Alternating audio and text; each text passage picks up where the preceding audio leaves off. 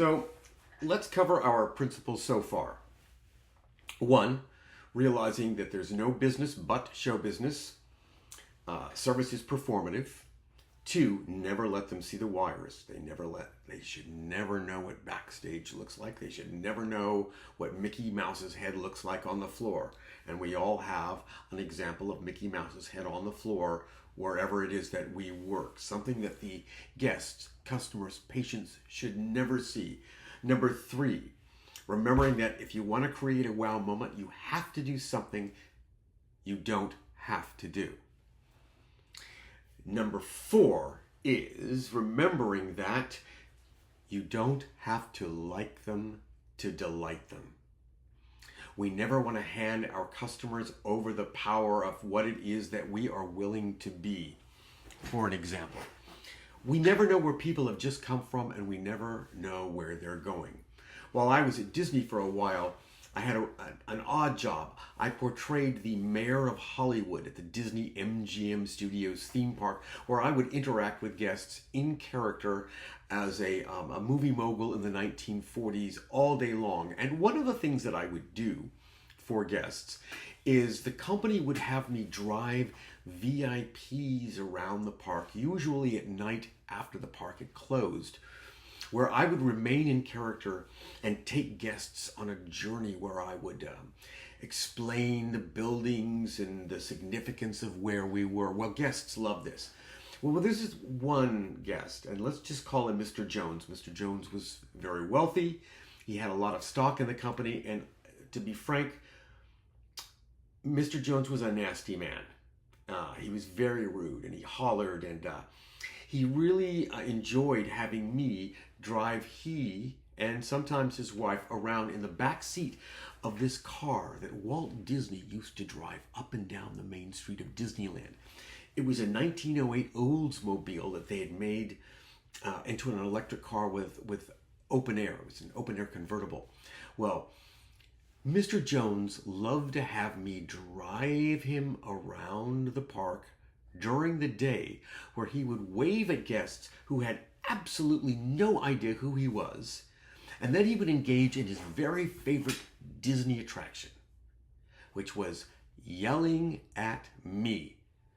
He would yell at me in a gruff voice. "Hey, you, little guy, squirt. I said go over here. No, here. I mean, come on." And this is how he would speak to me.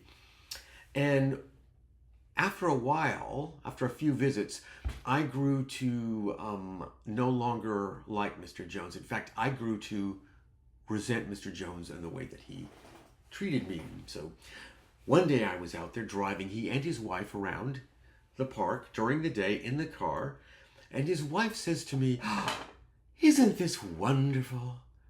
Isn't this just fabulous for you? I mean, for a job, you get to come out here and have fun with people like us, and they actually pay you." And then Mr. Jones goes, "Don't worry, honey. They don't pay this guy very much." Well, suddenly, I had allowed my ego to get involved, and I lost my Disneyfication. And still with a smile on myself, I pulled the car to the curb and I invited Mr. and Mrs. Jones out of the car. Right there in the middle of the park. "Goodbye, you have a Disney day."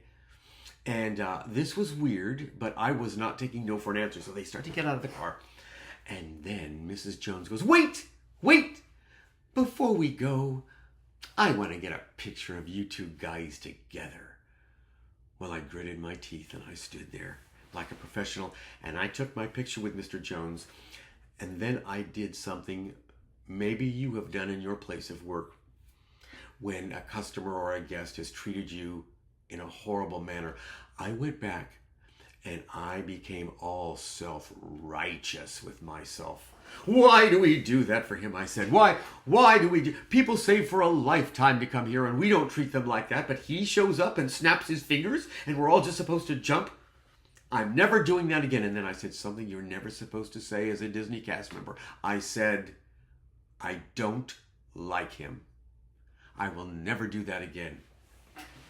So 3 months later, I'm about to come out in that magical car again onto the streets of the Disney park.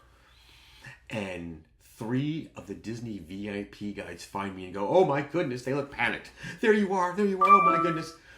Mr. Jones is here. He's been looking for you for a couple of hours. He wants you to drive him around in the car. And then I said something I had never said as a Disney cast member. Oh, well, he's here right now, and nope, I said. But no, but he's here, and no. And I was alone in the car, but there were other entertainers backstage. So I said, everybody, get in the car. Come on, get in the car. See, there's no room for Mr. Jones. Not today. This was unusual behavior for me because I was a Spirit of Disney Award winner. I was known for excellent Disney service. But I gave the signal. They opened the parade gates that allowed me to drive into the park. And I came around that corner and I'm thinking, no, not today, Mr. Jones, not today. And I see him, he's coming at me from down the street, hollering at me like he usually did. Hey, you, Squirt, come here.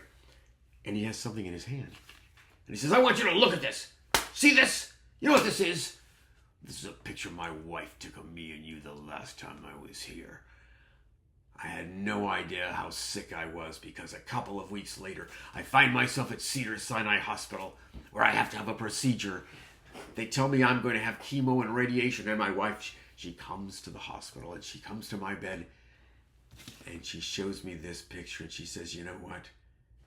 You're going to get out of here. And when you do, we're getting right back there. We're going to go right back in that car with that man. And we're going to pretend that none of this ever happened. To which I said, okay, everybody get in the car so Mr. Jones can get out of the car so Mr. Jones can get in. I didn't know Mr. Jones, but I'd cast him as my villain. How many times do we do that in business? We see a customer walk through the door and we use our past knowledge, maybe even our bias, and we go, oh, yeah, I know who you are and I know what you want.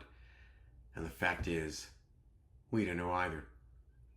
Because we don't know where these people have come from, and we don't know where they're going. All we have is this tiny, infinitesimal now that doesn't just define what we're willing to do, it defines what we're willing to be. And every time we rise to that occasion to bring excellence, we reinvent the moment and we reinvent ourselves. You do not have to like them to delight them. This is one of the concepts that I cover in my book, Service is a Superpower, Lessons Learned in a Magic Kingdom. I'm Louie Gravance, and I want you to remember always that great service will serve the server first.